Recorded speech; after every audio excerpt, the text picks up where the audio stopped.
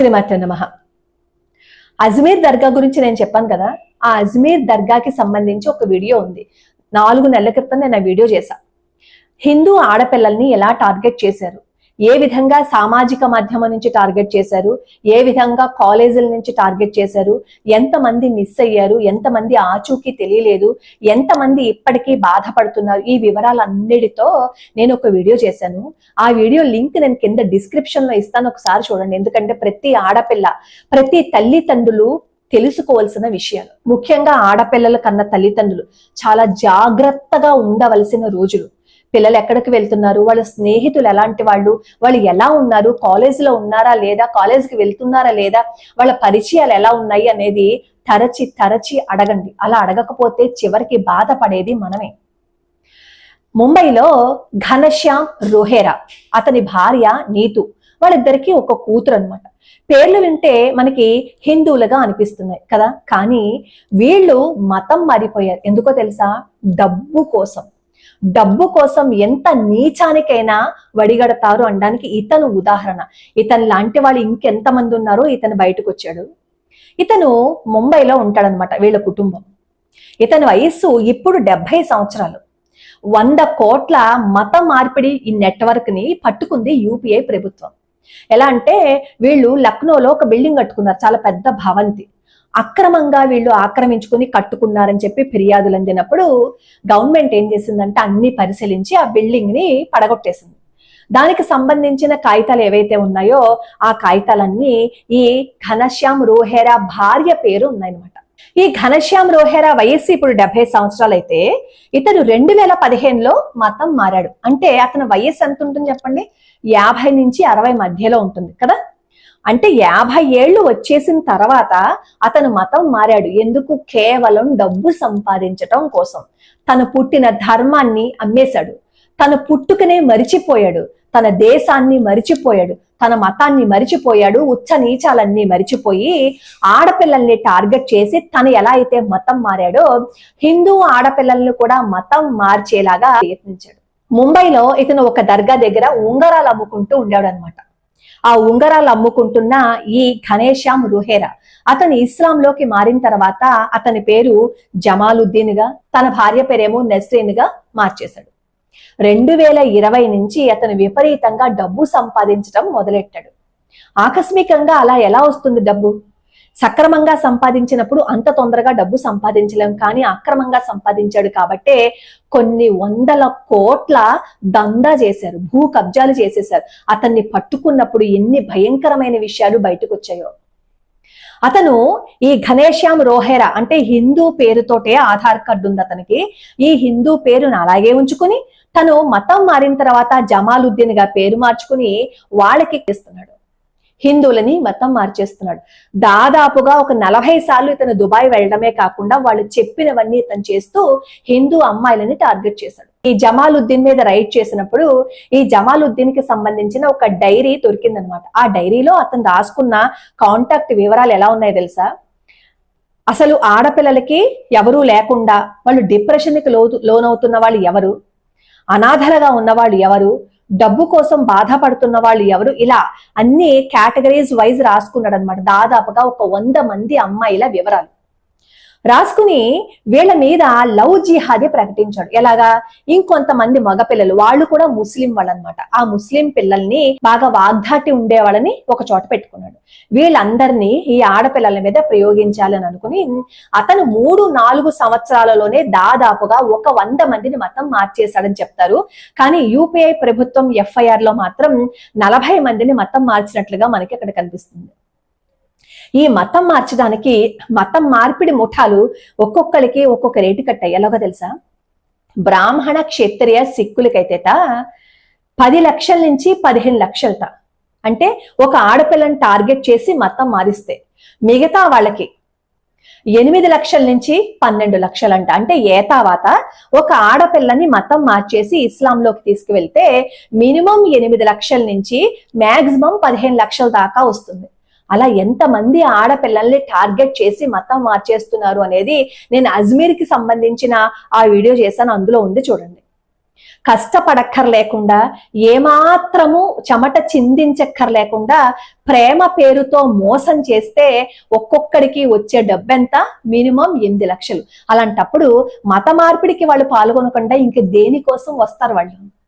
ఈజీగా డబ్బు సంపాదించడానికి వచ్చిన ఒక మార్గాన్ని ఎందుకు వదులుకుంటారు? అందుకే 50 సంవత్సరాలు వచ్చినా సరే ఉచ్చ నీచం మరిచిపోయి అన్నింటినీ వదిలిపెట్టి డబ్బుకి దాసోహం అయిపోయి హిందూ అయినా సరే ముస్లింగా మారిపోయాడు. 40 సంవత్సరాల పాటు అతను దుబాయ్ వెళ్ళాడు. ఎలాగో తెలుసా? హిందూ పేరు మీదే. అతనికి మళ్ళీ హిందూ పేరే కావాల్సి వచ్చింది భారతదేశంలో ఉండడానికి. అతను హిందూ పేరు మీదే ఈ ప్రయాణాలన్నీ చేశాడు. ఎందుకు అంటే హిందూ పేరు లేకపోతే అక్కడ ఆడపిల్లలు ఇతన్ని నమ్మరు కాబట్టి హిందూ పేరును మాత్రం అలాగే ఉంచుకుని జమాలుద్దీన్ గా మారాడు. మరి 3-4 సంవత్సరాలుగానే ఇంతమందిని ఎలా మతం మార్చాడు అంటే ఇతను చాలా బాగా మాట్లాడగలుగుతాడు.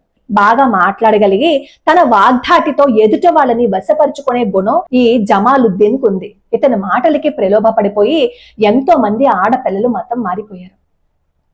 100 కోట్ల మత మార్పిడి దందా జరిగింది అంటే, కొన్ని 100 కోట్లు చేతులు మారిపోతున్నాయి అంటే ఏమైపోతుంది భారతదేశం? ఒక్కసారి ఆలోచించండి. గవర్నమెంట్ స్పందించింది కాబట్టి ఇప్పుడు అతను దొరికాడు. ఇలా జమాలుద్దీన్ లాగా ఎంతమంది దొరకకుండా అంతర్గతంగా ఉన్నారో, ఎంతమంది అమ్మాయిల్ని టార్గెట్ చేసేసి మతం మారుస్తున్నారో ఒకసారి ఆలోచించండి. ఈజీ మనీకి అలవాటు పడిపోయారు.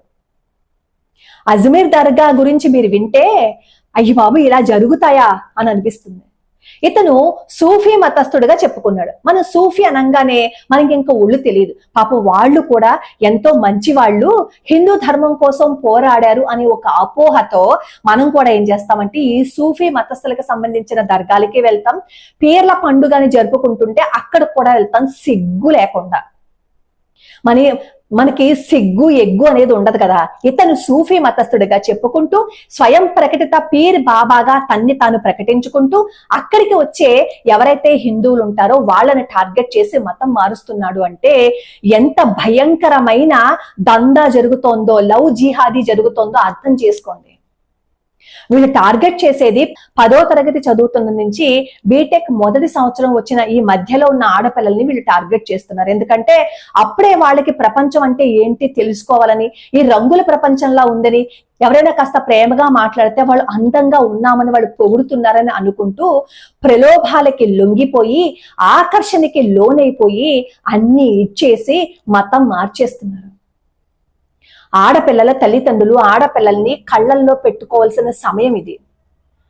ప్రేమగా ఉండండి. వాళ్ళు ఏదైనా ఒక చిన్న పొరపాటు చేశారు అని అనుకోండి, వాళ్ళని ప్రేమతో సరిదిద్దండి. వాళ్ళు ఎక్కడికి వెళ్తున్నారు, వాళ్ళ పరిచయాలు ఏంటి, వాళ్ళు ఎవరితో మాట్లాడుతున్నారు, వాళ్ళు ఎలా ఉన్నారు అనేది ప్రతి క్షణం వాళ్ళని కనిపెట్టుకుని ఉండండి. వాళ్ళ ఫోన్లో వాళ్ళ ఫోటో డీపీ పెట్టుకోకుండా చూడండి. ఎందుకంటే కొంతమంది ఆడపిల్లలు ఏం చేస్తూ ఉంటారంటే వాళ్ళ మనసులోని భావాలు స్టేటస్ల కింద పెట్టుకుంటారు. చాలా మంది ఏమనుకుంటారంటే స్టేటస్ లో పెట్టిందే వాళ్ళు ఫీల్ అవుతున్నారు, వాళ్ళ మనసులో ఉందని బాగా అర్థం చేసుకుంటారు.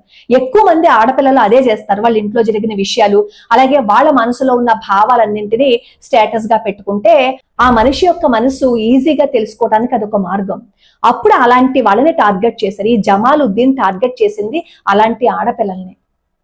ఆడపిల్లలు డీపీగా వాళ్ళు ఫోటో పెట్టుకోకండి. ఏ ఒక్క విషయం కూడా మీరు స్టేటస్ లో పంచుకోవద్దు. ఎందుకు పంచుకోవాలి మన ఇంట్లో విషయాలు బయటికి? లక్నోలో ఒక అమ్మాయి వీళ్ళ మీద కేసు కూడా పెట్టిందట. ఒక ముస్లిం వ్యక్తి హిందూగా తన్ని తాను చెప్పుకుని తన ట్రాప్ కి గురి చేసి తనని పెళ్లి చేసుకున్నాడని వాళ్ళ మీద కేసు కూడా ఫైల్ చేయబడింది. ఎవరైనా మన జీవితంలోకి వచ్చి నవ్వుతూ అనవసరంగా పలకరించి ప్రేమ పేరుతో వాళ్ళు మాట్లాడుతున్నారు అంటే మత మార్పిడి ముఠా అని అర్థం చేసుకోండి.